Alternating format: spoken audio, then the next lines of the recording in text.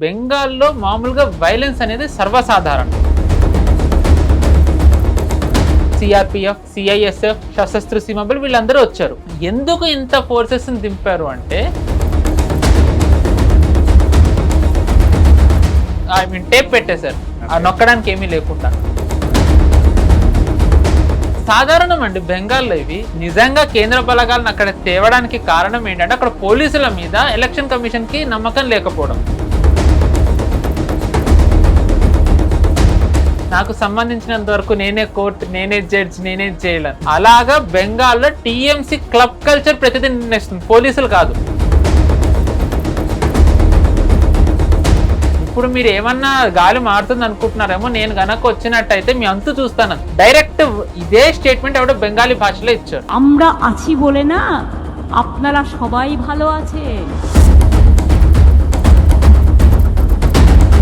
So it is not BJP that is doing all the illegal things. It is TMC that is doing the illegal things and EC is trying to rectify that. భారతదేశ భవిష్యత్తు బెంగాల్ నిర్ణయిస్తుంది. దురందర్లో ఉన్నట్టు పాకిస్తాన్ కా ముస్తక్బిల్ హిందుస్థాన్ తయ కరే గానీ భారత్ కా ముస్తక్బిల్ బెంగాల్ తయ కరేగా.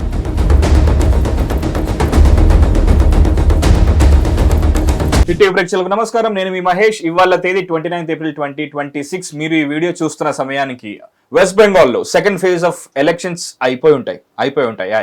5-6 అనేది ఆ ending point కాబట్టి మరి సినిమాలో ప్రీ క్లైమాక్స్ లాగా ఉంటుంది అక్కడ సిచ్యువేషన్. సో అయిపోయి ఉంటాయి. బట్ చూసుకున్నట్టయితే ఫస్ట్ ఫేజ్ ఆఫ్ ఎలక్షన్స్ లో 93.19% పోలింగ్ శాతం నమోదైంది, విచ్ ఇస్ హైయెస్ట్ కదా sir, which is highest so far. మామూలుగా ఈ లెవెల్ టర్న్అవుట్ ఉంటే ఇన్కమెన్సీ అనుకుంటారు, బట్ సైలెంట్ వేవ్ అనేది ఎప్పుడు మిస్టీరియస్ గా ఉంటుంది వెస్ట్ బెంగాల్లో. సో ఇది దేనికి సంకేతం?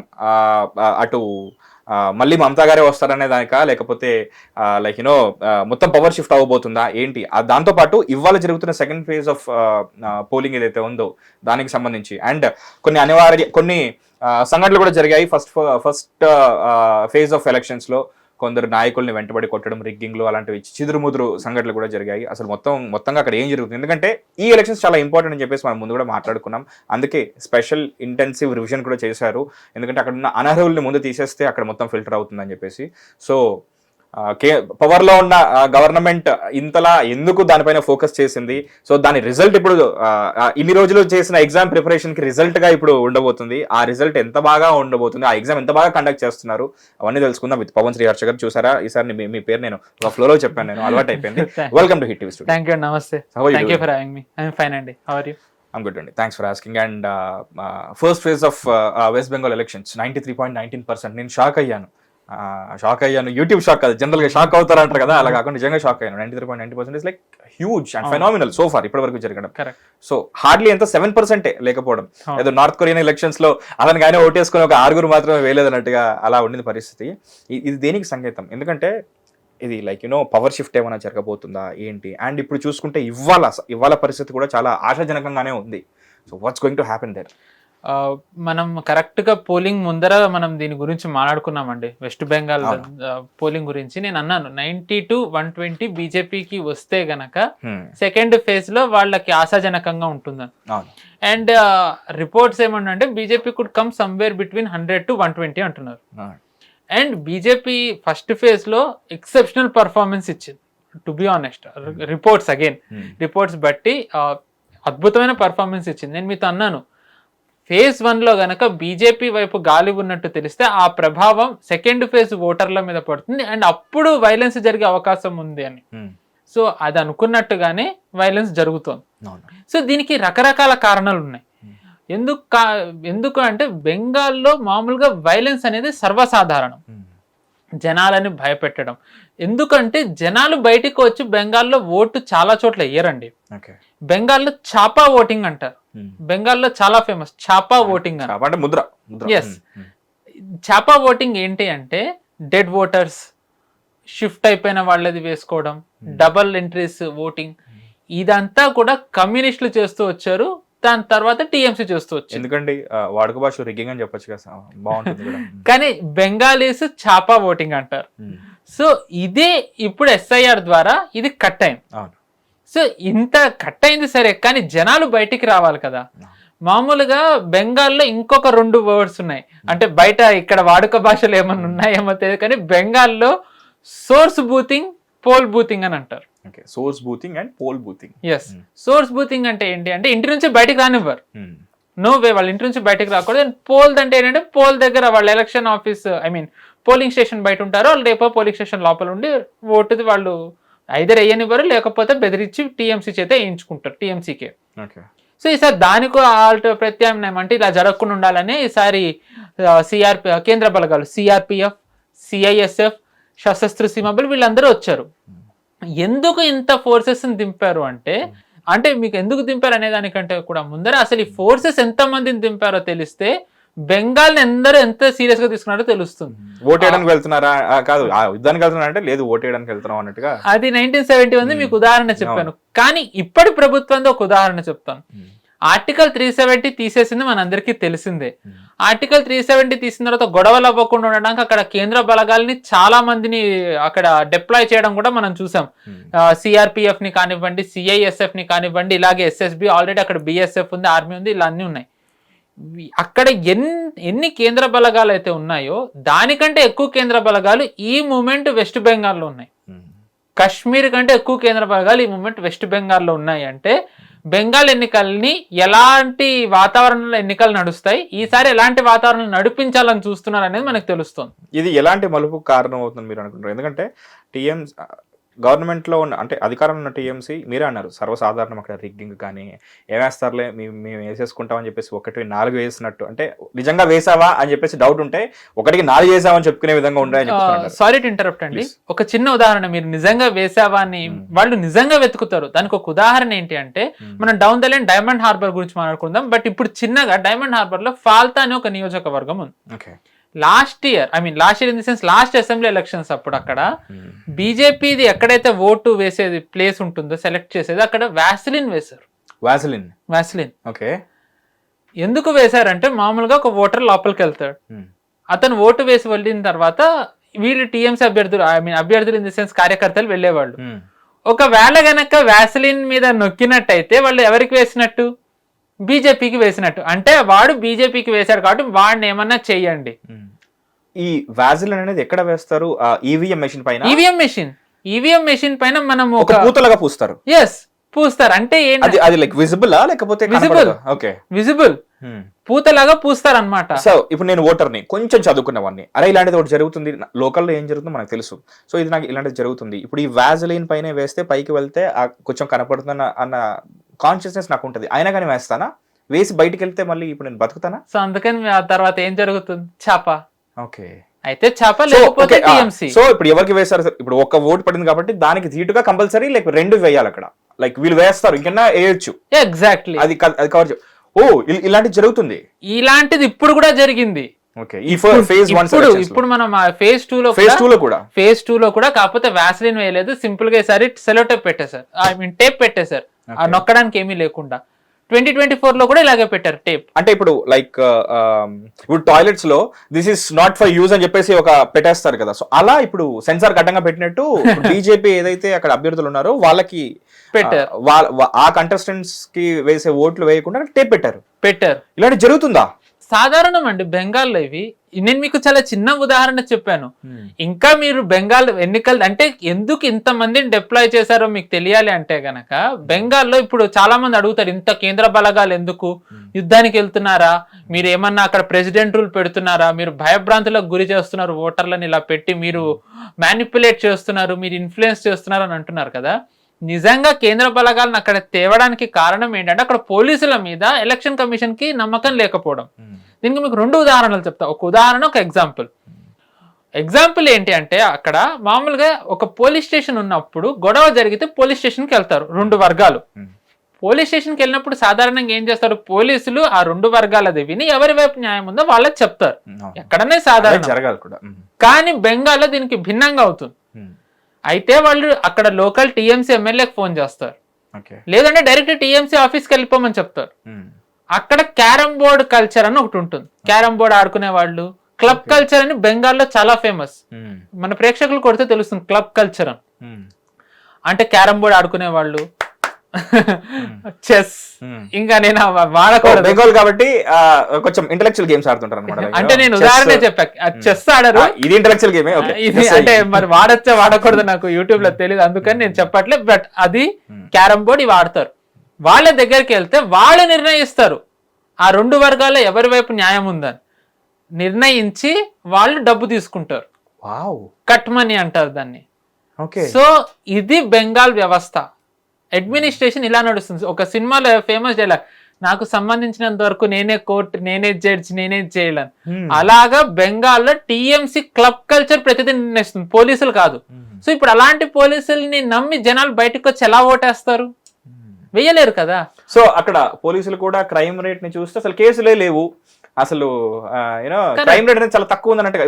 వాళ్ళ దగ్గర కేసు వచ్చి దాన్ని వెరిఫై చేసి దాన్ని కోర్టు వరకు తీసుకెళ్తే అందులో ఏమంటారు తర్వాత ఇంకా న్యాయం ఉంది లేదు అనేది తర్వాత కోర్టు వరకు వాళ్ళు డిసైడ్ చేస్తారు. క్రైమ్ రేట్ అనేది దానివల్ల అనలైజ్ చేస్తారు. సో పోలీస్ స్టేషన్ వరకే అసలు కేసు వెళ్ళకపోతే సో అక్కడ క్రైమ్ రేట్ అనేది ఇంకా మీకు ఎలా మెజర్ చేస్తారు? చేయడానికి ఏముండదు. లేదు, వేసినా సరే బీజేపీ వాళ్ళని అరెస్టులు చేయడము, వేరే వేరే తగాదాలు అన్నీ చేస్తారు. సో ఇది బెంగాల్ పోలీసుల పరిస్థితి. అందుకనే కేంద్ర బలగాలను తెచ్చారు. అందుకే కేంద్ర బలగాలు పోలీసులు ఎక్కడా కూడా ఎలక్షన్ పోలింగ్ స్టేషన్ కి దరిదాపుల్లో పోలీసులు ఉండకూడదు అనడానికి కారణం ఇది.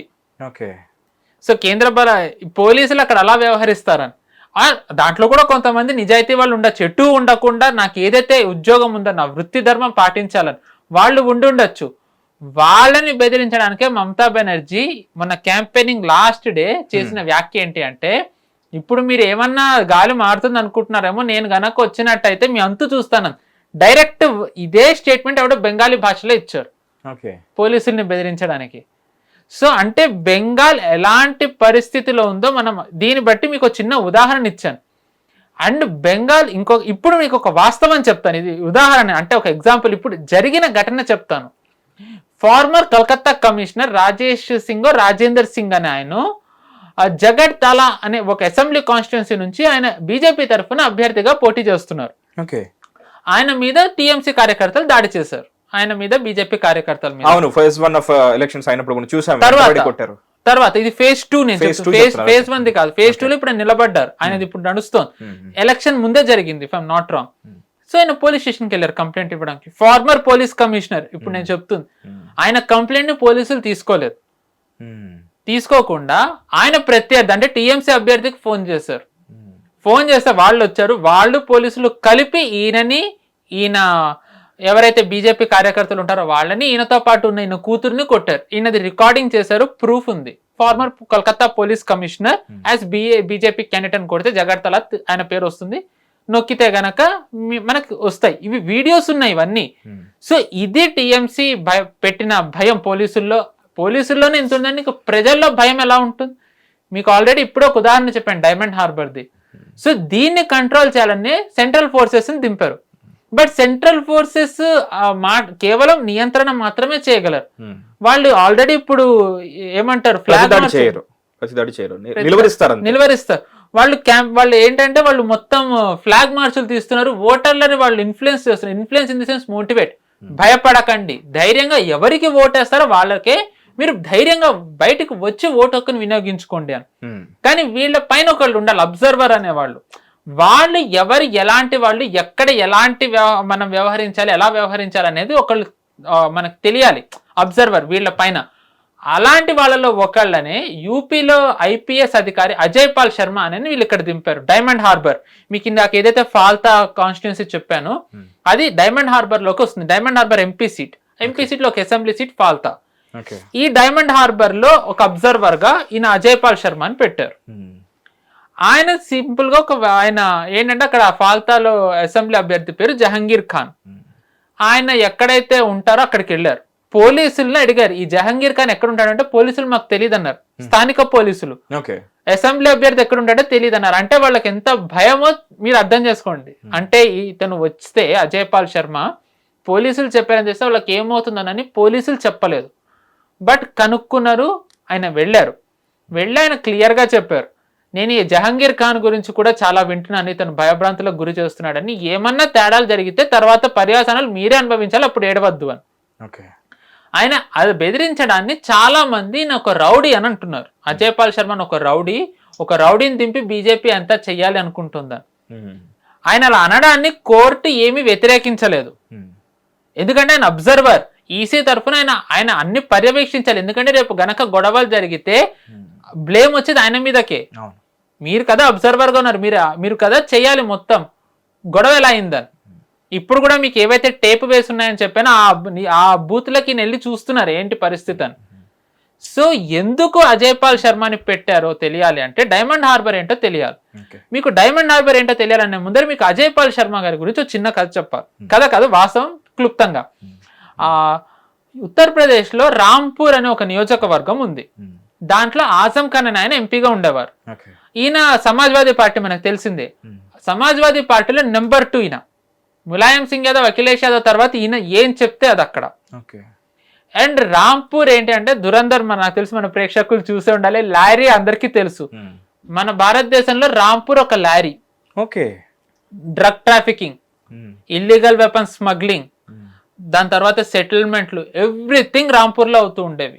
ఇవన్నీ ప్రాపర్ క్రైమ్ హబ్. గూండాలు వీళ్ళందరినీ పెంచి పోషించింది ఆజం ఖాన్. సో యోగి ఆదిత్యనాథ్ గారు వచ్చిన తర్వాత ఆయన first law and order set చేయాలనుకున్నారు. అది సెట్ అయితేనే మనకి పరిశ్రమలు వస్తాయి, ఉద్యోగాలు వస్తాయి, మారుతుంది. కాబట్టి లా అండ్ ఆర్డర్ సెట్ చేయాలని. సో అలా అనుకున్నప్పుడు ఈ రాంపూర్ని ఆయన ఏం చేయాలని అనుకున్నారు. అక్కడ స్ట్రిక్ట్ పోలీస్ ఆఫీసర్ ఉండాలని. అలా ఒక పోలీస్ ఆఫీసర్ వెళ్ళారు. వెళ్ళి కంప్లీట్లీ క్లీన్ చేసేసారు. ఈ రోజు రాంపూర్ లో మీకు ఒక్క రౌడీ లేడు అక్కడ. రాంపూర్ లో స్మగ్లింగ్లు జరగవు, ఉమెన్ ట్రాఫికింగ్ లేదు, డ్రగ్స్ లేవు, ఇల్లీగల్ వెపన్స్ లేవు. ఈ రోజు క్లీన్ సిటీ రాంపూర్. అలా చేసిన వ్యక్తి అజయ్ పాల్ శర్మ. అండ్ అలాంటి రాంపూరే ఫాల్తా నియోజకవర్గం, వెస్ట్ బెంగాల్ లారీ. అక్కడ మొత్తం చూసుకునేదంతా కూడా జహంగీర్ ఖాన్, ఇప్పుడు అభ్యర్థి ఆ ఫాల్తా నియోజకవర్గం నుంచి. ఈ జహంగీర్ ఖాన్ ఎవరు అంటే అభిషేక్ బెనర్జీ, మమతా బెనర్జీ మేనల్లుడు. అభిషేక్ బెనర్జీకి రైట్ హ్యాండ్. అంటే ఈయనకి ఏవైతే వస్తే దాంట్లో షేర్ అభిషేక్ బెనర్జీకి వెళ్తుంది. బెంగాల్లో అనుకుంటారు. మనం రాంపూర్ లో చూసుకున్నా కూడా లైక్ వాళ్ళ ఇండివిజువల్ చేరుతారు, వాళ్ళ వెనకాల ఒక పెద్ద తలకాయ ఉన్నప్పుడే అవి జరుగుతుంటాయి. కరెక్ట్. సో అంటే డైమండ్ అంటే ఇప్పుడు ఇలా భయభ్రాంతులకు గురి చేసి ఇలాంటి వ్యాపారాలు చేసినట్టయితే వాళ్ళకి ఒక గ్రిప్ వస్తుంది, జనాలకి భయం కూడా వస్తుంది. సో వాళ్ళు వ్యతిరేకంగా వెళ్ళరు. సో మరి ఇప్పుడు అభిషేక్ బెనర్జీని ఢీ కొట్టాలి. కేవలం జహంగీర్ ఖాన్ ని కాదు, అభిషేక్ బెనర్జీ ఇల్లీగల్ వ్యవస్థ ఏవైతే ఉన్నాయో వాటిని కంటైన్ చేయాలి ఎన్నికల టైంలో. సో అంటే ఒక స్ట్రిక్ట్ ఆఫీసర్ కాదు, who has a good track record. అందరూ ఆయన ఎన్కౌంటర్ స్పెషలిస్ట్ అంటారు. ఎన్కౌంటరే కాదు, కంటైన్ చేసినది మన రుజువు మనం కళ్ళ ముందు కనిపిస్తుంది కదా రాంపూర్. సో ఆ అనుభవంతోనే ఆయన అక్కడ దింపారు. So now he's doing whatever he can in his capacity. Already Abhishek Banerjee మనం phase 1 లో చూసాం ఎలా ఎంత ప్రశాంతంగా జరిగిందో. కొన్ని చెదురుమదురు గంటలు జరిగాయని మీరు అన్నారు ఇందాక. నిజానికి దానికి లైక్ అంటే ఇప్పుడు కేంద్ర బలగాలను దింపినప్పుడు సో వాళ్ళందరి మీద ఒకే రకమైన నిఘా ఉంచుతారు, వాళ్ళు అందరినీ ఒకేలాగా ట్రీట్ చేయాలి కూడా. ఎందుకంటే లోకల్ పోలీసుల పైన నమ్మకం లేదు కాబట్టి వాళ్ళని తీసుకొచ్చారు, దానికి ఎలక్టరల్ ఆఫీసర్ కూడా అంగీకరించారు కాబట్టి. అయినా కానీ ఒక బీజేపీ లీడర్ పైన లైక్ రిగ్గింగ్ చేస్తున్నాడనే ఆరోపణ పైన వెంబడించి మరీ కొట్టారు. అండ్ ఆ విజువల్స్ కూడా టీవీలో చాలా వైరల్ అయ్యాయి. అది చాలా మంది చాలా అన్నారు, ఎంత వైలెన్స్ కేంద్ర బలగాలు ఉన్నాయి ఎలా జరిగాయని. నిజం చెప్పాలంటే ద మోస్ట్ పీస్ఫుల్ ఎలక్షన్స్ బెంగాల్లో కిందటి 50 ఏళ్లలో జరిగింది మొన్న phase 1. ఎగ్జాక్ట్లీ బెంగాల్లో లోకల్ వాళ్ళు ఏమనుకుంటున్నారంటే చేసారు ఒక్క మర్డర్ జరగలేదా ఎన్నికల్లో అని. వాళ్ళే షాక్ గురవుతున్నారు. మర్డర్ జరగలేదా అని అంటున్నారు వాళ్ళు. ఇది జోక్ కాదు, బెంగాల్ది మీరు కొట్టండి, బెంగాలీస్ జోక్ అని కొడితే కనుక వస్తుంది. వాళ్ళకి షాక్ అనమాట. అంటే బెంగాల్లో ప్రజలు ఎంత కామన్ గా వాళ్ళకి అలవాటు అయిపోయిందో చూడండి మర్డర్ అనేది.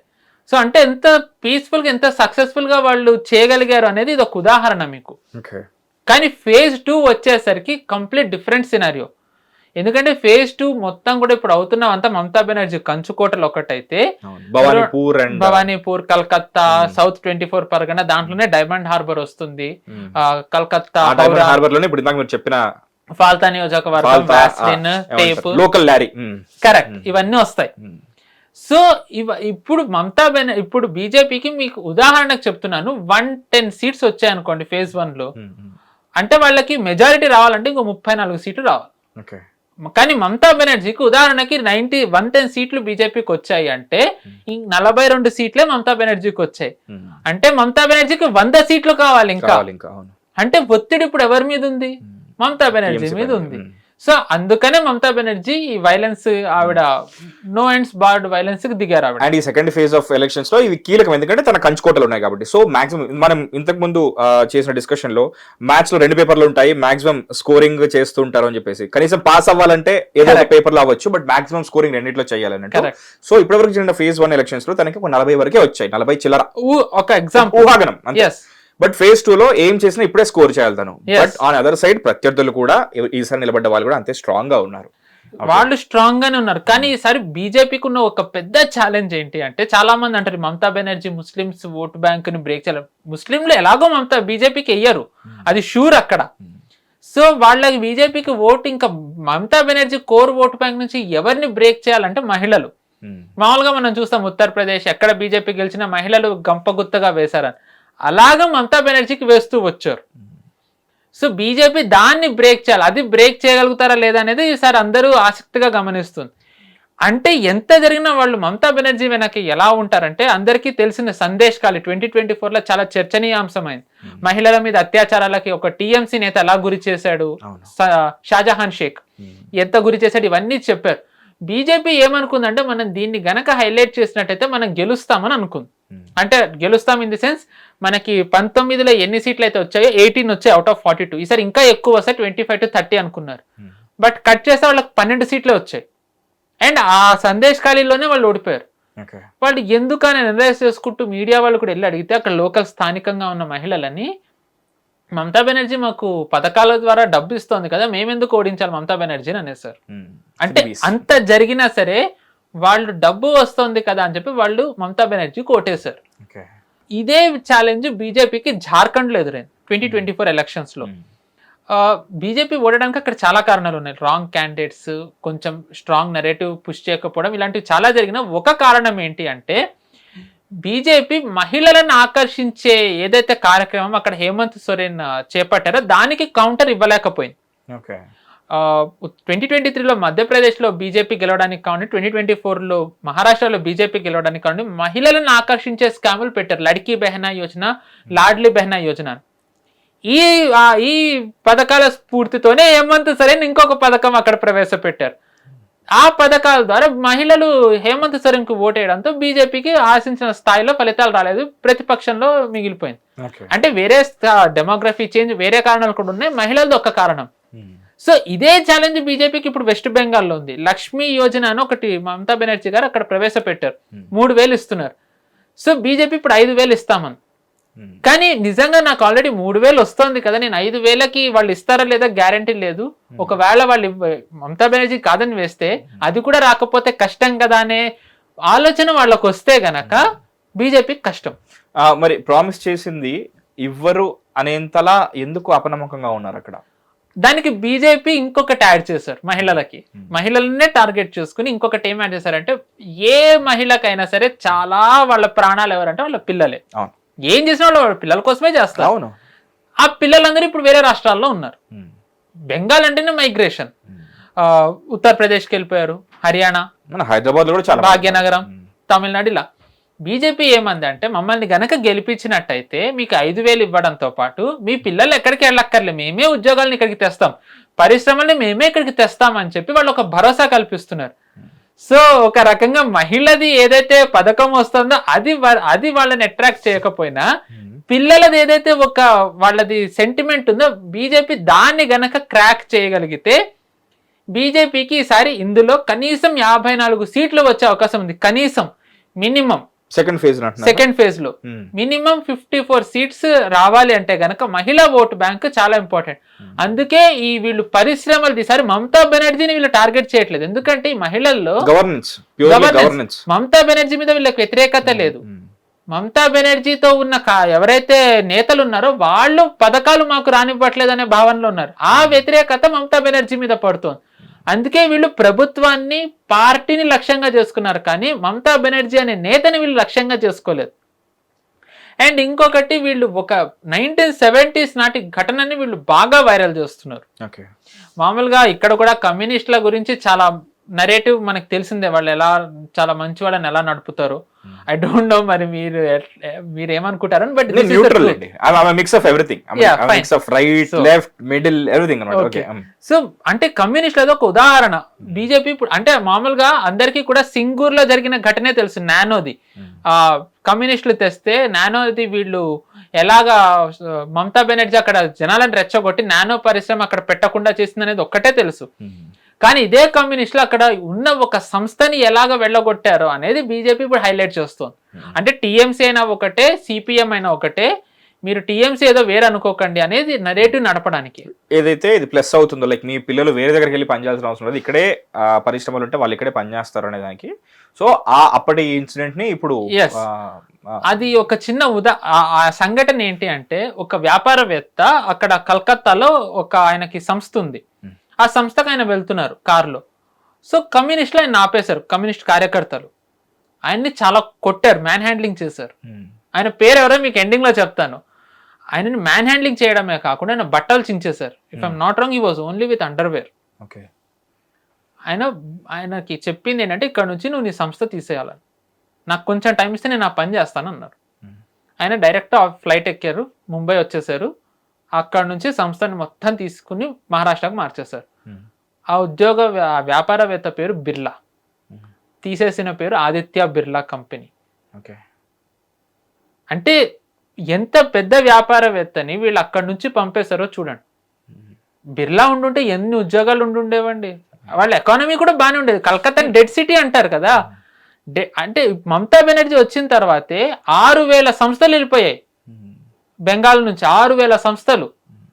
సో ఇప్పుడు అక్కడ కొత్త సంస్థలకి స్కోప్ ఉన్నవే వెళ్ళిపోయాయి. ఇప్పుడు అక్కడ ఉన్న వల్ల ఏంటంటే government head quarters, government companies ఏవైతే ఐటీసీ ఉంది, ఐటీసీ హెడ్ క్వార్టర్స్ అక్కడే. సో అక్కడ నుంచి ట్యాక్స్ వెళ్ళడంతో కొద్ది గొప్ప జీడిపిలో బెంగాల్ కనిపిస్తుంది, కానీ నిజానికి బెంగాల్ కంటే ఏమీ లేదు ఈ రోజు. ఇదే పరిస్థితి కేరళలో కూడా ఉందని చెప్పి ప్రొఫెసర్ సురేష్ కొచ్చిల్ కూడా మాతో అంటుంటారు. కేరళ ఇంకా దారుణం. వీళ్ళ రీజన్స్ ఏముంటాయి? లైక్ ఒక పెద్ద సంస్థని అంటే కార్పొరేట్ క్యాపిటలిజం కి అగేన్స్ట్ గా ఉండాలనా, లేకపోతే ఏంటి వాళ్ళ లైక్ క్యాపిటలిజం అంటారు వీళ్ళు, అంటే ఈ సోషలిజం అంటారు. అంటే ఏంటంటే అందరి దగ్గర డబ్బు ఉండాలి, ఈ క్యాపిటలిజం క్రోనీ క్యాపిటలిస్టులు వీళ్ళందరూ మీ నుంచి డబ్బు లాక్కుంటారు కానీ వీళ్ళు మీకు ఏమి ఇవ్వరు, ఇలాంటి వాళ్ళు ఎందుకు అని అంటారు. మంచిదే, వేరే స్టేట్స్ ని ఎగ్జాంపుల్ గా చూపించరా వాళ్ళు? ఇప్పుడు మన హైదరాబాద్ ఉంది, చూపించాలా జనాలకి. నిజానికి ఈ రోజుల్లో సోషల్ మీడియా ప్రతి ఒక్కళ్ళ దగ్గర సరే ఇది 1971 కాబట్టి చూపించాలా అంటే అందరి దగ్గర సరే అంటే ఉదాహరణ ఉంటే ఇంకా బెటర్ గా అండర్స్టాండింగ్ గా ఉంటుంది. ఇప్పుడు అదే నరేటివ్ తీసుకెళ్తున్నారు. ఇప్పుడు మీరు అన్న ఏదైతే నరేటివ్ ఉందో ఇప్పుడు అదే తీసుకెళ్తున్నారు. ఐ థింక్ సురేష్ సార్ ఇది చెప్పే ఉండొచ్చు. కైటెక్స్ అనే ఒక కంపెనీ ఉంది అక్కడ కేరళలో. ఆయన సంస్థ పెడతాను అంటే ఆయన నానా చిత్రహింసలు పెట్టారు. ఆయన వచ్చి ఇప్పుడు ఇక్కడే పెట్టారు, ఐ థింక్ హైదరాబాద్ లోనే పెట్టారు కైటెక్స్ అనే సంస్థ. ఐ థింక్ అగ్రిమెంట్ జరిగింది, పెట్టారో లేదో తెలియదు, కానీ ఆయన కర్ణాటక తెలంగాణ ఆల్టర్నేటివ్స్ లో తెలంగాణ ఆయన చూస్ చేసుకున్నారు. ఆయన ఇప్పుడు బీజేపీతో అలయన్స్ లో కూడా ఉన్నారు. ఆయన చెప్పారు, నేను ఇక్కడ మేము వస్తే సంస్థలు మేము పెట్టిస్తామని, బట్ అగైన్ బెంగాల్ మనం Kerala will leave for tomorrow, Bengal కొద్దాం. సో అంటే కమ్యూనిస్టులు ఎక్కడ ఉన్నా వాళ్ళు ఎలా చేస్తారో చూడండి. మమతా బెనర్జీ గారు ఇంకా డబల్ కి తీసుకెళ్లిపోయారు. సో అంటే ఏంటి అంటే ఉద్యోగాలు రావాలి, మీ పిల్లలు మీ దగ్గర ఉండాలి. కేవలం మీకు డబ్బు వస్తే సరిపోదు కదా, మీ పిల్లలు కూడా మీతో ఉండాలి. మీ పిల్లలు మీతో ఉంటే సరిపోదు, వాళ్ళు బాగుండాలి అంటే ఏంటి, పరిశ్రమ రావాలి. పరిశ్రమ రావాలంటే ఏంటి, అక్కడ లా అండ్ ఆర్డర్ సేఫ్ ఉండాలి. ఇప్పుడు లా అండ్ ఆర్డర్ సేఫ్ ఉందా? లేదు.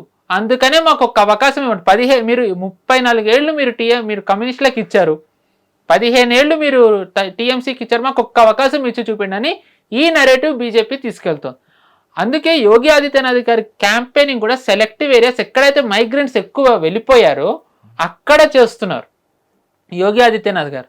ఆయన అదే చెప్తున్నారు, బెంగాల్ ఎలాంటి పరిస్థితిలో ఉందో, నేను ముఖ్యమంత్రి అయ్యే టైంకి యూపీ అదే పరిస్థితిలో ఉంది. కానీ ఇప్పుడు యూపీ చూడండి, యూపీ వాసులు వేరే రాష్ట్రానికి వెళ్ళి తిరిగి రావడం కాదు, వేరే రాష్ట్రం నుంచి ఈరోజు యూపీకి వస్తున్నారు. సో అలాంటిదే ఇక్కడ కూడా జరగాలి అంటే బీజేపీని గెలిపియండి అని చెప్పి వాళ్ళు ఆ నెరేటివ్ తీసుకెళ్తున్నారు.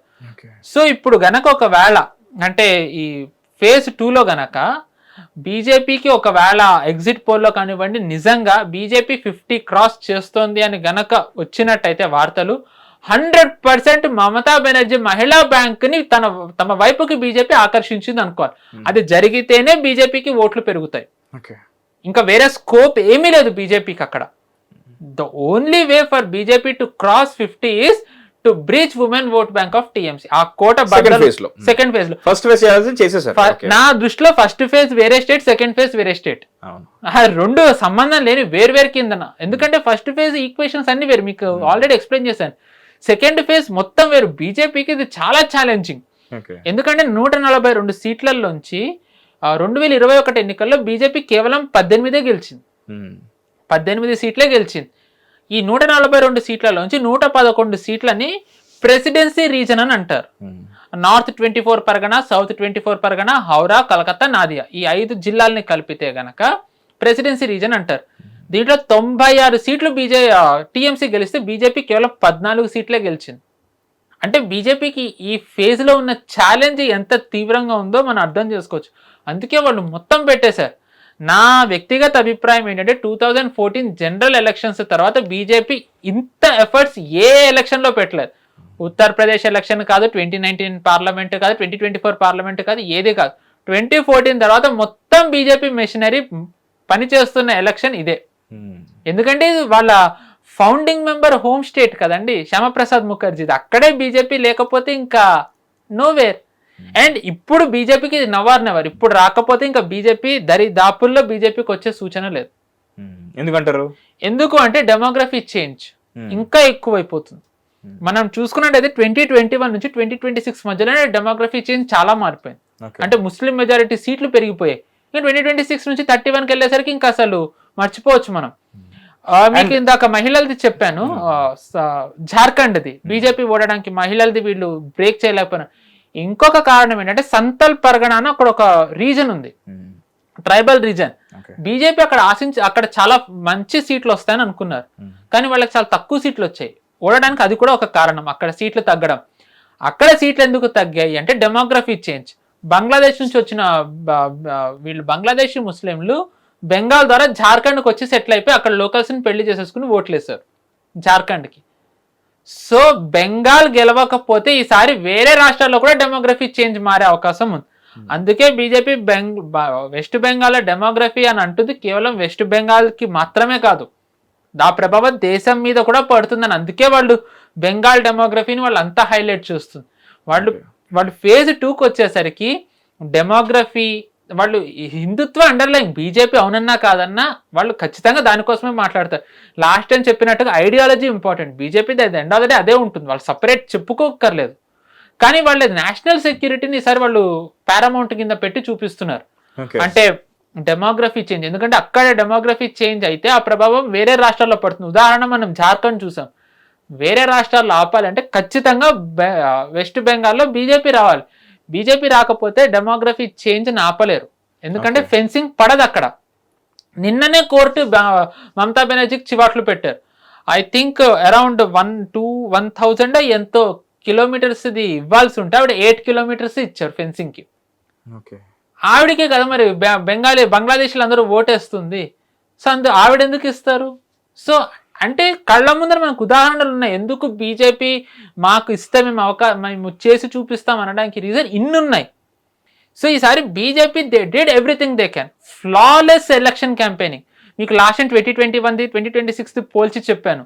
ఈసారి 2026లో బీజేపీ ఫ్లాలెస్ ఎలక్షన్ క్యాంపెయినింగ్. నిజంగా క్యాండిడేట్స్ సెలెక్షన్ కానివ్వండి, ర్యాలీలు, క్యాంపెయినింగ్ స్ట్రాటజీ మొత్తం చేశారు. ఎవ్రీథింగ్ ఎలక్షన్ కమిషన్ 100% చేసింది సార్. ఇంకా మిగిలిందల్లా కేవలం ఓటర్ల చేతులు. మీరు అన్నట్టు ఓటర్ దేవుళ్ళు అని లాస్ట్ టైం అన్నారు. సో వాళ్ళు ఎటు ఉంటారు అనే దాని మీద ఇంకా ఆధారపడింది, ఇంకా ఏమీ లేదు. ఇప్పుడు జరిగిన వైలెన్స్కి భయపడి వాళ్ళు లోపలికి వెళ్ళి ఓటు వేశారా, ఓటు వేసినా ఎవరికి వేశారు, ఒకవేళ గనక అంటుకుందా లేకపోతే ఏమంటుకుంది చూడాలి. ఎస్, ఒకవేళ కాకపోతే కొంతమంది ఈసారి ఎవరికి వేశారో చెప్పట్లే కానీ మాకు మార్పు కావాలి, అభివృద్ధి కావాలి అంటున్నారు. Which is a main point అసలు మనం మాట్లాడుకోవాల్సింది. ఎందుకంటే ఎంత లోకలైట్ అయినా సరే ఆ మార్పు దిశగా తను ఆలోచిస్తే కనుక కంపల్సరీ అక్కడ కొత్త రెజ్యూమే వచ్చే అవకాశం ఉంటుంది అసలు. అండ్ కరెక్టేనండి. అంటే బీజేపీ కూడా మెయిన్ ఒకటి ఏంటంటే మీకు ఇందాక చెప్పాను డైమండ్ హార్బర్ది. సో ఒకవేళ బీజేపీకి ఎడ్జ్ ఉండడానికి ఇంకో కారణం టీఎంసీ కూడా. టీఎంసీనే బీజేపీకి ఎడ్జ్ తెప్పించడానికి ఒక కారణం అవ్వచ్చు. ఎందుకు అంటే టీఎంసీలో ఇన్ఫైటింగ్ చాలా ఉంది, అంతర్గత కలహాలు. మమతా బెనర్జీ ఆవిడ ఎప్పటి నుంచి ఉన్న ఆవిడే ఈసారి గెలిచినట్టయితే కనుక వేరే వాళ్ళ అభిషేక్ బెనర్జీకి ఇవ్వాలి అని. కానీ అభిషేక్ బెనర్జీ ఏంటంటే మమతా బెనర్జీతో ఉన్న వాళ్ళు ఎవరు నాకు యంగ్ బ్లడ్ కావాలి అని. కానీ టీఎంసీ నిలబెట్టింది వాళ్ళు వీళ్ళే, అందరూ వీళ్ళు ఒప్పుకోవట్లేదు దానికి. ఇప్పుడు మీకు ఏదైతే మీకు డైమండ్ హార్బర్ చెప్పానో అందులో ఈ ఫాల్తా అనే రీజన్ మీకు చెప్పాను, జహంగీర్ ఖాన్, అదే బెస్ట్ ఎగ్జాంపుల్. అభిషేక్ బెనర్జీ రాకముందర వరకు డైమండ్ హార్బర్ని మమతా బెనర్జీనే చూసుకునేవారు. అక్కడ ఐ థింక్ సైదుల్లా మొల్లా అనే ఆయన ఏదో ఒక పేరుంది, ఆయనే మొత్తం చూసుకునేవారు వ్యవహారం, ఇర్రెస్పెక్టివ్ టీఎంసీ నుంచి ఎవరున్నా. ఆయనని అభిషేక్ బెనర్జీ గెలిచిన తర్వాత ఆయన్ని రిప్లేస్ చేస్తే ఇప్పుడు ఈ జహంగీర్ ఖాన్ని తెచ్చారు. సో అంటే ఏంటంటే వీళ్ళకి అంతర్గత కలహాలు కూడా ఉన్నాయి. మరి అది ఏమన్నా ఇంపాక్ట్ చూపిస్తుందేమో చూడాలి. సో ఈసారి బీజేపీ 50 దాటాలి అంటే గనక ద ఓన్లీ థింగ్ ఏంటి అంటే మహిళలను ఆకర్షించాలి. వాళ్ళు ఎంతవరకు వాళ్ళు నమ్మారో తెలీదు. తర్వాత బయటికి రావాలి, చూసిన దాన్ని బట్టి బయటికి వచ్చారు, కానీ గొడవలు జరుగుతున్నాయి. మరి వాళ్ళు ఆ భయానికి గురై వాళ్ళు వెనక్కి వెళ్ళారా, లేదు లోపలికి వెళ్ళారా? లోపలికి వెళ్ళినా ధైర్యంగా ఎవరికి ఓటేశారు? మళ్ళీ మీరు అన్నట్టు వ్యాస్లిన్ది భయపడకుండా ఉన్నారా?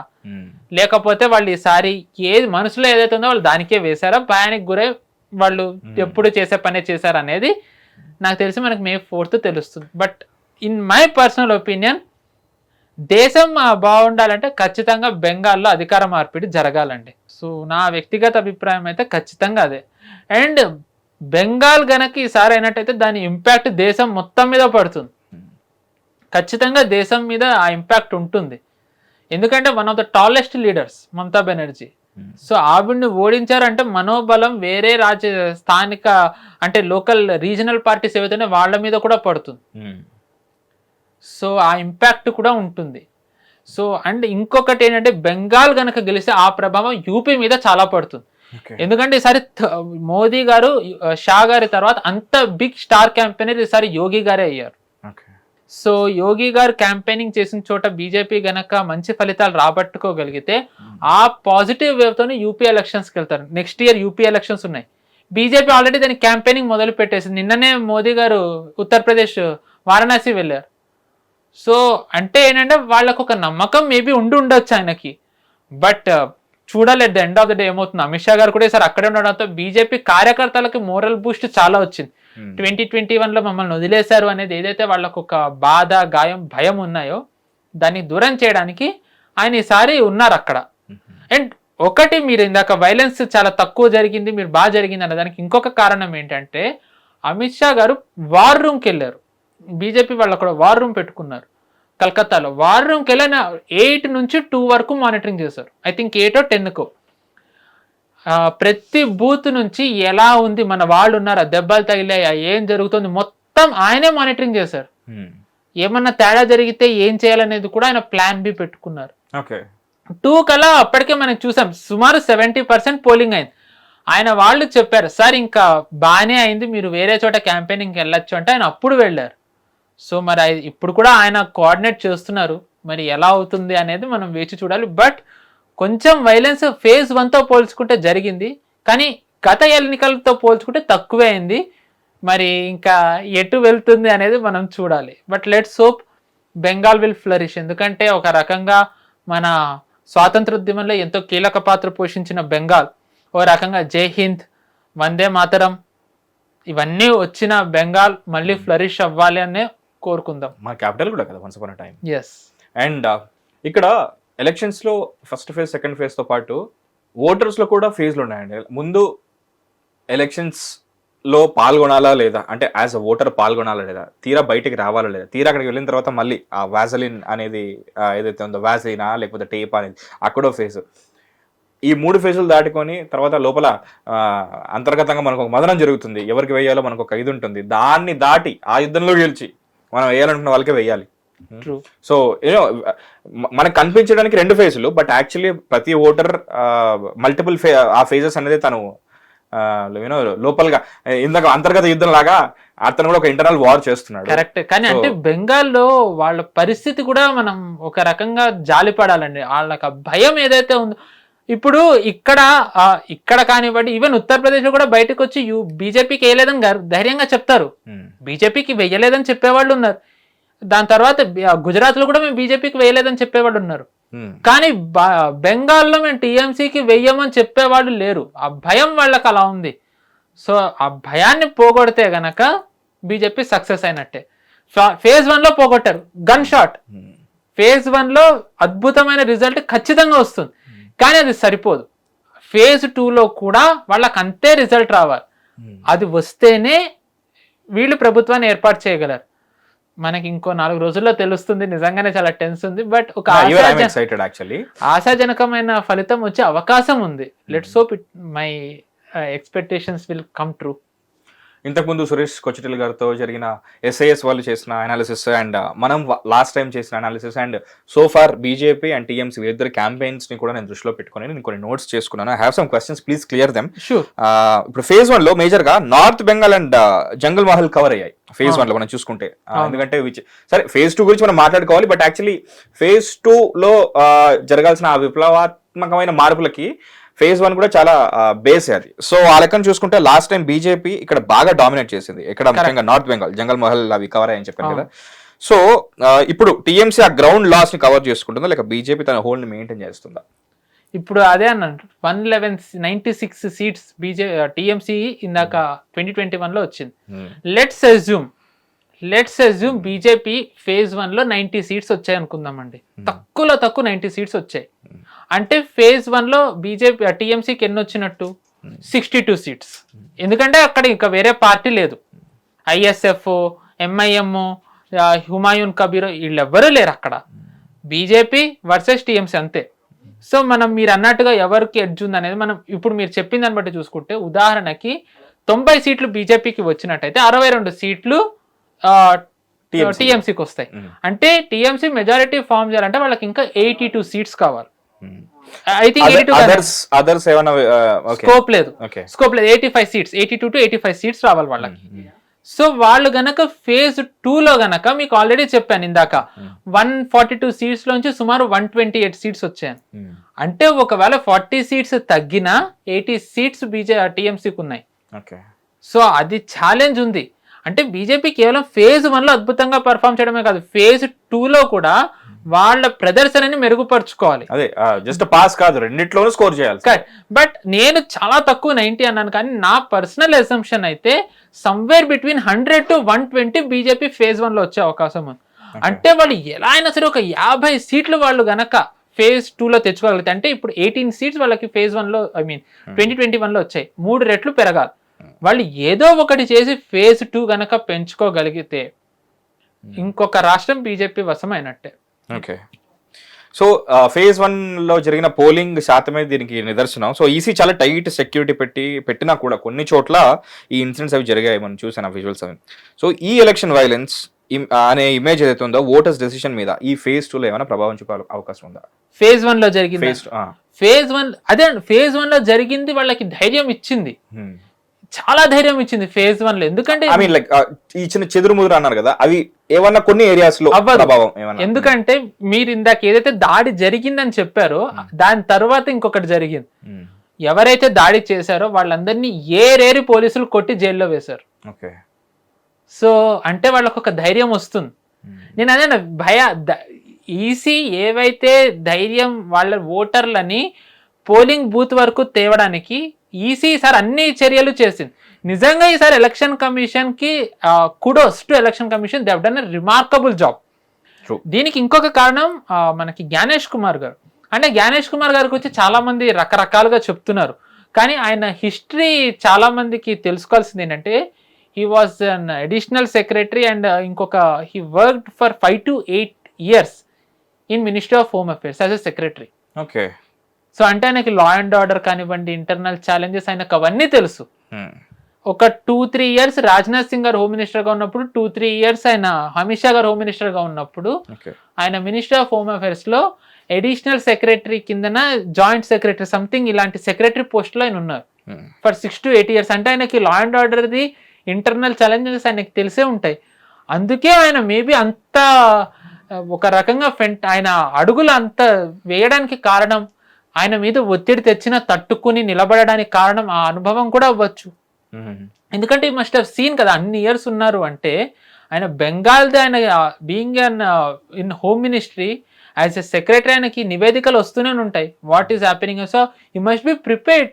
అంటే ఆయనకు అనుభవం పనిచేసింది, అందుకే ఆయన ఎన్ని ఒత్తిళ్ళు వచ్చినా ఆయన తట్టుకొని నిలబడగలిగారు.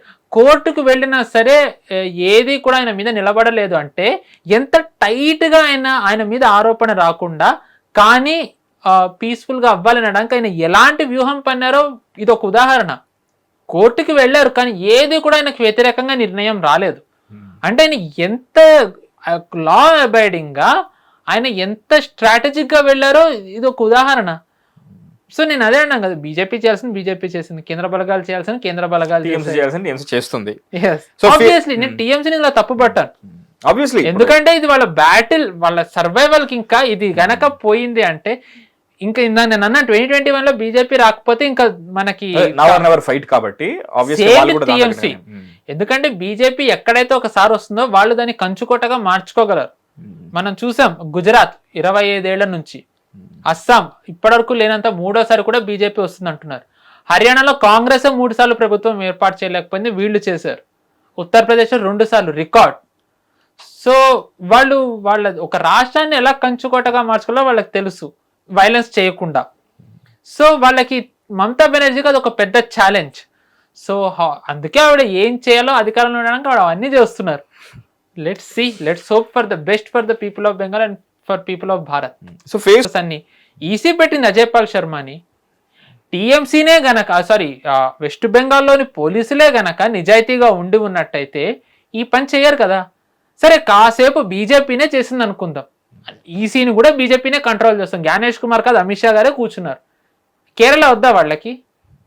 కేరళలో వాళ్ళు లేరు కదా. కేరళలో ఏమన్నా జరుగుతున్నాయా ఇలాంటివి? తమిళనాడులో మీకు లాస్ట్ టైం చెప్పాను, వెస్ట్ బెంగాల్ కంటే ఎక్కువ ఓట్లు తమిళనాడులో తీశారు. తమిళనాడులో ఏమి ఇంతమందిని దింపలేదే కాన్వాయ్లు ఇన్ని. తమిళనాడు కూడా బీజేపీ ప్రతి రాష్ట్రం గెలవాలనే చూస్తుంది కదా. కేరళలో పంపలేదు, తమిళనాడులో పంపలేదు, వెస్ట్ బెంగాల్లోనే పంపారంటే ఆ రాష్ట్రంలో కదా సమస్య ఉన్నట్టు, ఆ రాష్ట్రంలో ప్రభుత్వంతో కదా సమస్య. ప్రతిపక్షం కాబట్టే చేస్తున్నారు కదంటే కమ్యూనిస్టులు ఉన్నారు కేరళలో, కమ్యూనిస్టులు ఉన్నారు. మరి వాళ్ళని ఏమీ అనలేదే, వాళ్ళకి ఎస్ఐఆర్ విషయంలో ఏమీ అనలేదు. 1 కోటి ఓట్లు తీసేసిన స్టాలిన్ సర్కార్ కూడా ఏమనలేదు. సో అంటే ఇప్పుడు మీరు న్యూట్రల్ గా అన్నారు కాబట్టి సో మీరు అలా అడిగారు కాబట్టి నేను అన్ని రాష్ట్రాలతో ఎగ్జాంపుల్ చెప్తున్నా. బియాండ్ బెంగాల్ వెళ్ళడానికి కారణం ఏంటి అంటే ఒక నెరేటివ్ ఏదైతే వీళ్ళు సెంటర్ నడుపుతోంది, మోదీ షా గారే అన్ని నడుపుతారంటే ఉదాహరణ ఉంది కదా. బెంగాల్లోనే ఎందుకు చేయాలో మీకు బెంగాల్ కల్చర్ చెప్పాను, క్లబ్ కల్చర్, బెంగాల్ ఉదాహరణలు చెప్పాను. ఈ ఉదాహరణలన్నీ కొట్టండి, ఇవన్నీ మనకి కేరళలో కనిపించాయా? కేరళలో పోనీ బీజేపీ ఏమైనా ఇలాంటి, కేరళలో పోలింగ్ అయిపోయింది, బీజేపీ ఏమైనా ఆరోపణలు చేసిందా? సరే కేరళలో బీజేపీ రాదు, వాళ్ళకి తెలుసది, ఓటు పర్సంటేజ్ పెరగచ్చు కానీ వాళ్ళు రారు. తమిళనాడులో ఆశ ఉందిగా, వాళ్ళు వస్తారని ఒక ఆశ ఉంది. తమిళనాడులో ఏమైనా ఆరోపణలు చేయడం చూసామా? తమిళనాడులో ఎందుకు చేయలేదు ఆరోపణలు? బెంగాల్లోనే ఎందుకు చేయాల్సి వస్తుంది? ఎందుకంటే బెంగాల్లో వీళ్ళు ఆ వైలెన్స్ని వీళ్ళు ఒక రకంగా కల్చర్గా మార్చారు. సిగ్గుచేట అది చెప్పాలంటే, వైలెన్స్ కల్చర్గా మార్చారని చెప్పుకుని సర్వసాధారణం అది అవ్వడం అంటే ఏమనాలి ఇంకా? So it is not BJP that is doing all the illegal things, it is TMC that is doing the illegal things and EC is trying to rectify that. EC ఇప్పుడు ఏమీ ఎవరిని బెదిరించట్లే, జనాలు స్వతంత్రంగా వాళ్ళకి ఎవరికైతే ఇష్టమో వాళ్ళకి ఓట్ వేయడానికి ఈసీ పగడ్బందీగా బందోబస్తు ఏర్పాటు చేసింది. ఎందుకంటే టీఎంసీ అక్కడ ఉన్న పోలీసులు టీఎంసీ ఏజెంట్లుగా వ్యవహరిస్తున్నారు కాబట్టి.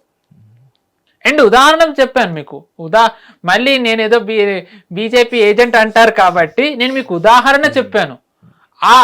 ఆ వీడియో సరే ఆర్టికల్స్ రాయొచ్చు కదా అనుకుంటే దానికే మీకు, అందుకే నేను మీకు జగడ్తలాది ఉదాహరణ చెప్పాను మీకు. ఆ వీడియో ఫుటేజ్ ఉంది, ఆ వీడియో ఫుటేజ్ ఏఐ కాదండి, ఏఐ మ్యానిపులేటెడ్ లేదు, ఎడిటింగ్ కాదు, ఏఐ జనరేటెడ్ కాదు, అది రియల్ వీడియో.